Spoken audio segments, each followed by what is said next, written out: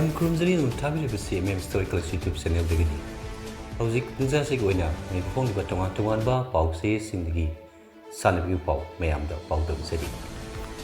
Asuma Sunaksilapa Hibasi World Cup Hougadaba Today Hibani. Yabudoriba Lebak Kudibak, Sam Saba, Luna Klebani Lebak, Ohumna Yubu, the Daba, Maram the Lebak to the Sanagadova Mapam Simda, by Shinabasi Hibasi, Onasani, Masida. Scotland su yauribani handakti Scotland the group sida taduna Brazil ne Morocco ne Haiti ne thengnagadori group asida thoidokna panaribasi Brazil ni Brazil la thingnaba haibasida sabsana haiba ngamdi mamang World Cup kayada maming leiriba lebak kaya nongna tholakpa lebak sing thedat khibagi wari leiri wari ama leiribanina wari singsu ningsinglaga sanarakpagi nungaiba mahau kaya su lakpiyai ngasi fawguda Scotland World Cup asida nipal yaukibada kulumdoi amadi sanakrabani masida marira karaga taretna draw satkibani tarani thoidi oki adubu punna goal kunmanga sanbangam kiba asina fajraba record amada leiri masimona point 38 fangduna kuntra manga super rank te leiriba asimaksu Scotland gidi saktok siningai ni Scotland yamna saktok seba mikup amakak lisingam samapan marputara nipan gi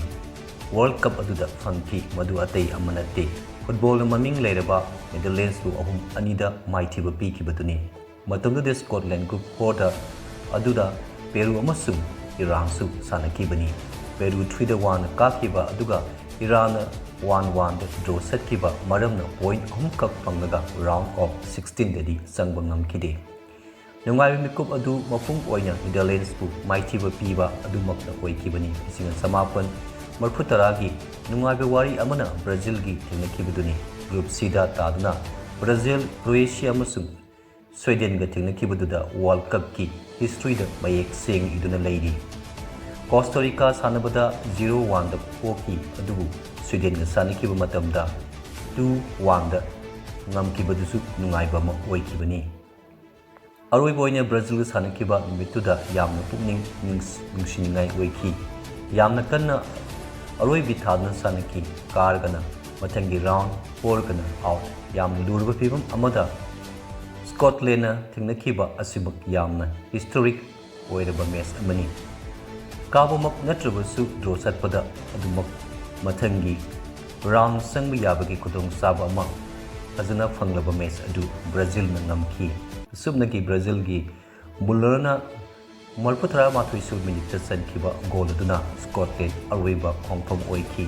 makha tanabgi lambi kakki makha tana sangba yanbgi lambi amatta phangduna subnagi point ani ga loinana mapan thorakki ngasidi sahi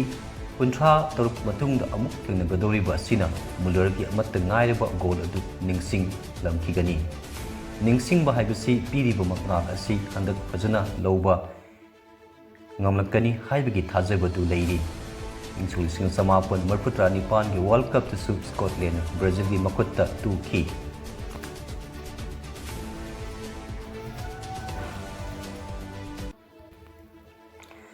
Ghana na World Cup parirak yaukiba sigi manungda match 15 sanakre mangana karga ahumna draw setuna tariet maiti kiba Pangkibagi record asimasu makoigi punsigi lamai iduna leini punna goal 35 chanbang amkibaga loinana punna point 35 phangdaga kuntra threat rate da leiriba asisu makoigi mai pakki khongset amani mai pakki khongset asiga loinana andak makoina thongna pana lakadoriba asida thamliba asa su ken wangbani kari karam thonglagadaba haibududi matamna purakani matamgi manungda sanaba kumai ngaktani masidagi nathukna kanamata nathaikiba yaroi kari tholgadaba haiba laukthoknaba ngairiba punamakti mitusu kuidre lisingani tarukki Germany da World Cup pangthokibadu maduda yaukibani Ghana su sahi kungi mamangi wari amasu Ghana gi punsi sena da fajana iduna leiri masibu ningsingba haibasisu asoba para amani ningsingba haibasi atei karisu nate thongna ama laklabani nungaiba haibasisu atei amata nate nungda ngaiduni thongnabu oiribasu ngaibabu oiribasu yaurkadori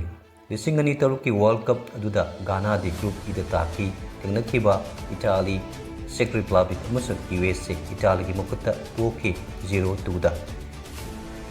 Czech pudu kaki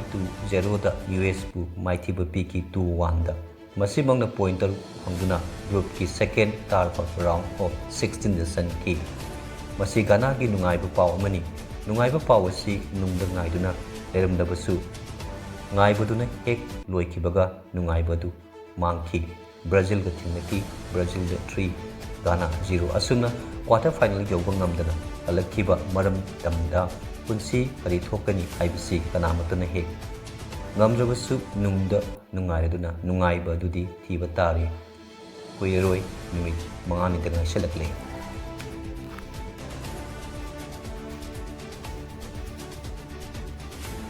Goalkeeper Guillermo Ochoa mahakpu tournament kidem Mexico squad khangat khibagi mahaki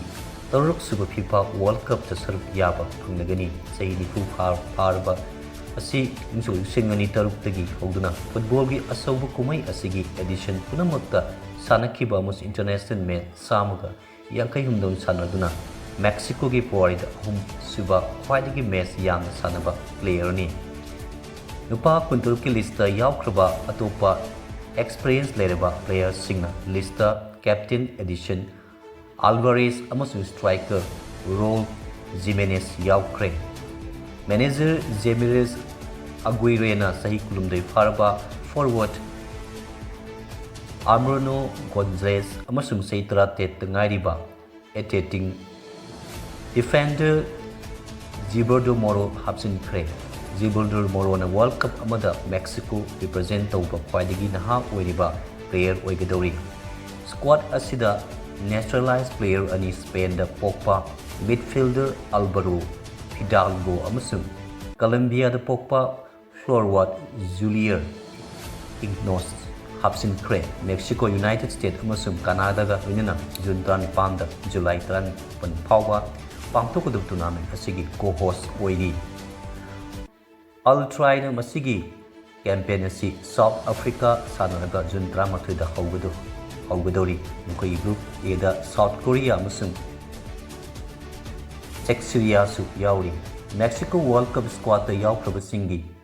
goalkeeper singda Raul Rangel Guillermo Ochoa amasung Carlo Esibon Toni defenders singda Jose Ceres Israel Reyes Cesar Mostes Jono Squeeze Jesus Galildo amasung Matteo Sebozini